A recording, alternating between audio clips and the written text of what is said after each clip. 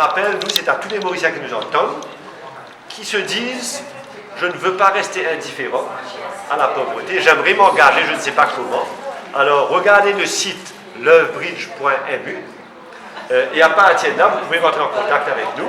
À partir du mois de juillet, on aura à peu près 5 présentations par semaine dans différentes régions. On va vous inviter puisqu'on aura vos coordonnées. Il ne faut pas gagner beaucoup d'argent pour ça.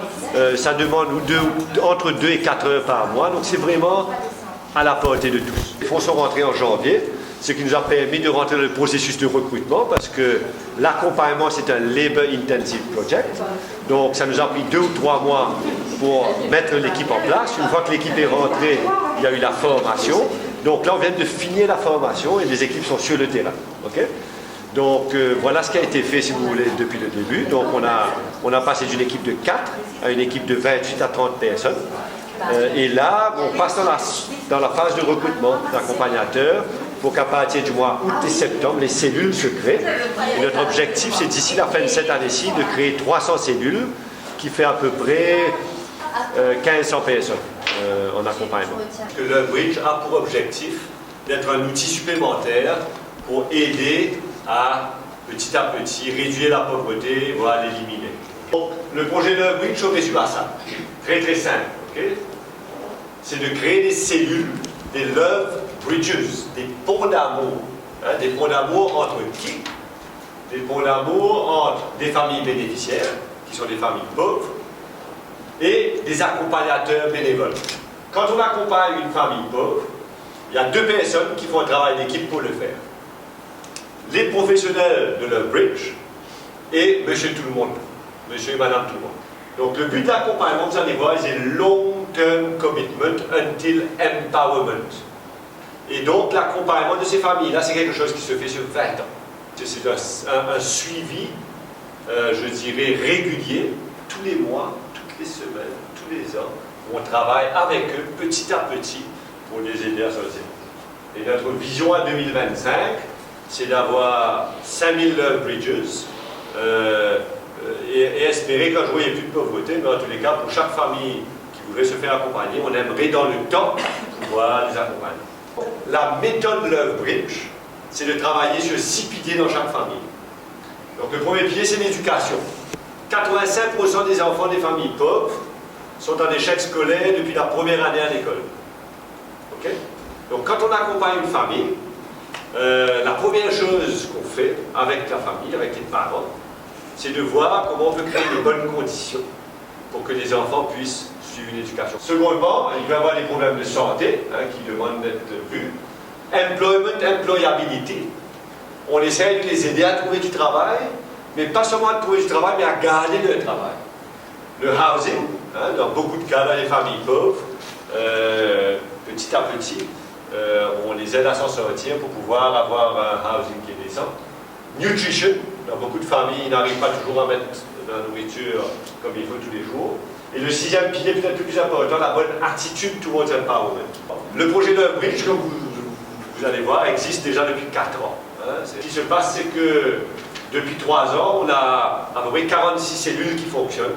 Déjà, c'est à peu près 108 enfants et 67 adultes qui sont accompagnés. Donc il y a 175 personnes depuis 3 ans qui sont accompagnées à travers loveBridge, en 46 cellules. Okay? Donc au niveau de l'éducation, par exemple, tous les enfants sont scolarisés. Il y a 48 enfants qui bénéficient aujourd'hui d'un soutien scolaire, parce qu'ils sont en échec, donc on essaye de faire du rattrapage. Il y a 13 enfants qui ont été transférés dans les écoles adaptées, 19 enfants qui bénéficient d'un soutien psychologique. On a l'aide de psychologues qui offrent leur temps au projet, et 13 enfants qui participent à des activités extrascolaires. Au niveau de l'emploi, il y a 43 adultes qui ont trouvé un emploi, dont 24 un emploi stable. Au niveau de l'emploi, il y a 43 adultes qui ont trouvé un emploi, dont 24 un emploi stable. Ça a été fait. Il y a 26 familles qui ont pu rénover les logements ou entamer des démarches pour les logements sociaux. loveBridge est concentré dans quelle région?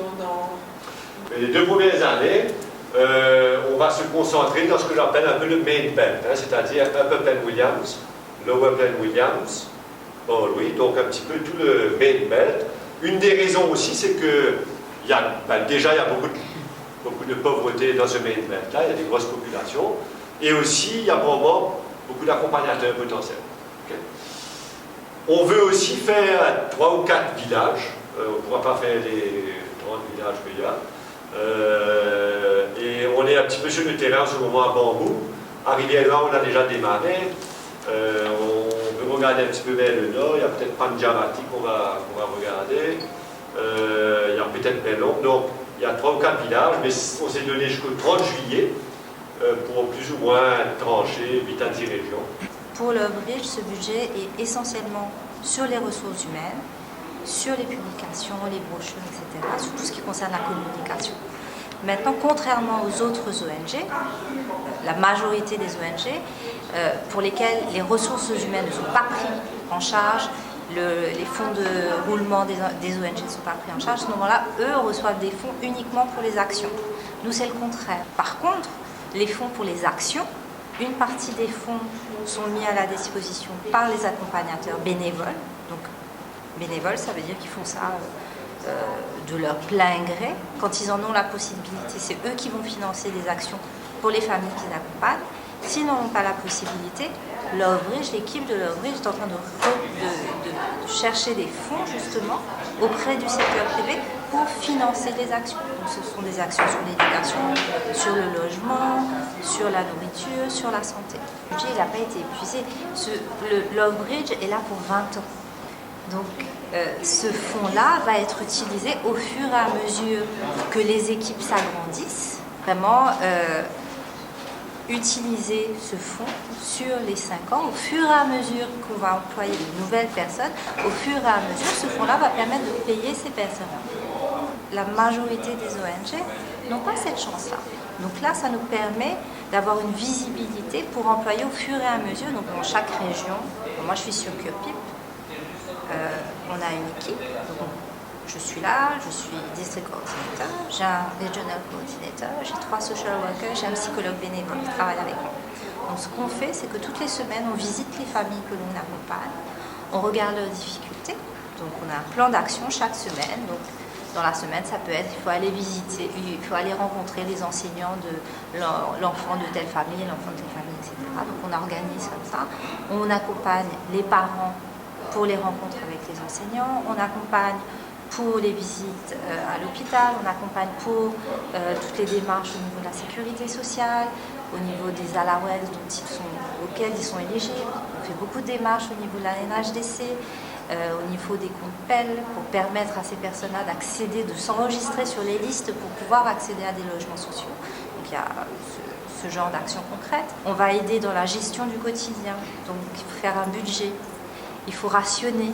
On a tant de roupies d'income, il faut pouvoir faire tant de repas dans le mois. Qu'est-ce qu'on va aller acheter? On va aider ces personnes-là à faire toutes ces choses-là pour qu'ils apprennent à gérer le peu de ressources qu'ils ont. Le but d'être autonome, c'est d'apprendre à gérer le peu de ressources que j'ai. Il y a beaucoup de coaching aussi qui est fait au niveau des parents pour l'éducation, pour pouvoir développer un intérêt pour les parents au niveau de l'éducation de leurs enfants. Donc il y a beaucoup de travail comme ça où les familles n'ont pas accès à ces informations. Mais nous, on va leur permettre d'accéder. Il y a un tas de formations qui sont offertes par d'autres ONG et on va les canaliser vers ces formations. On travaille en collaboration avec les ONG qui sont sur le terrain, qui ont déjà un certain nombre de profils de personnes avec lesquelles on travaille. Et chaque ONG, comme vous le savez, a leur propre mission. Et une ONG ne peut pas tout faire. Donc l'Ovebridge vient collaborer avec ces ONG pour travailler sur les piliers que l'ONG ne tackle pas dans son mission statement. Donc s'il y a une ONG qui s'occupe d'éducation, elle ne s'occupe que d'éducation. Mais parmi ses bénéficiaires, elle se rend bien compte qu'il y a des familles qui ont des problèmes sur d'autres domaines et eux, ils ne peuvent pas parce que ce n'est pas leur mission. Alors nous, on vient, on rencontre ces ONG, on collabore avec eux, on va visiter ces familles et à partir de là, si on voit que ces familles pourraient bénéficier de l'Ovebridge, on les inclut dans notre database de personnes qui potentiellement pourraient être bénéficiaires. C'est quoi votre définition d'une famille pauvre? Alors la définition, c'est que c'est une famille qui n'arrive pas à s'en sortir tout seul sur les 6 piliers qu'on a définis. Ok? Donc les 6 piliers, c'est quoi? L'éducation des enfants, le logement, suffisamment de nourriture, des problèmes de santé qu'ils arrivent à cope avec, Et quels sont les deux Travail. autres? Le travail, employment and employability. Donc c'est l'ensemble de ça qui constitue pour nous une famille. Donc on ne met pas un chiffre précis, puisque ça va bien au-delà des chiffres. Et on travaille sur les households, c'est-à-dire sur un toit, sur les familles qu'il y a sur un toit. Pour nous, une famille qui pourrait être bénéficiaire de Love Bridge, c'est une famille qui n'est pas autonome sur l'éducation, le logement, l'emploi, la santé, l'alimentation. Donc, à partir du moment où une famille n'est pas capable toute seule de gérer ces éléments-là de sa vie, de la vie de sa famille, on considère que cette personne est en difficulté. Maintenant, un critère extrêmement important pour nous, c'est l'attitude de la famille. Il y a énormément de familles en situation de pauvreté et d'extrême pauvreté à Maurice. Mais parmi ces familles-là, nous, on cherche des familles, on aide des familles qui veulent être aidées.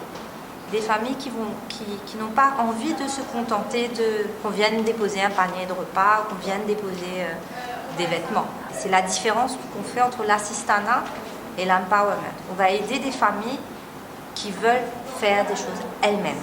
Now that we're going to be funded by the private sector to the tune of 10 million rupees per year, it allows us to have a fund where a family that wants to accompany but themselves cannot make the financial effort to use from that fund what is required. On va pas mettre de cash dans la main des gens. Et donc, si par exemple il faut payer un professeur à l'école, le bridge va le payer directement. S'il faut amener un peu de nourriture, le bridge va faire l'achat. Mais ce n'est pas du cash which is digital, c'est un fonds qui va être available. Maintenant, ce n'est pas parce que c'est là qu'il faut se servir, mais ça va être available. Et ça permet, ça a été mis pour pouvoir permettre aux Mauriciens de différentes couches sociales de pouvoir participer. Au niveau de la méthodologie, on a un manuel de procédure qui est basé sur nos expériences. Dans ce manuel de procédure, chaque job objectif est décrit, chaque procédure pour aller faire une visite chez une famille est décrite. Qu'est-ce qu'il faut faire, comment il faut faire, qu'est-ce qu'il faut dire, qu'est-ce qu'il ne faut pas dire. On a des systèmes d'évaluation des progrès des familles. Donc tout est inclus dans ce manuel de procédure. Il y a une grande partie de la formation qui a eu lieu avec le nouveau membre de l'équipe qui a été faite sur ce manuel. Ils apprennent à utiliser des outils, des KPIs sur lesquels on évalue les progrès des familles. Tous les ans, il y aura une publication pour chaque région, pour chaque district.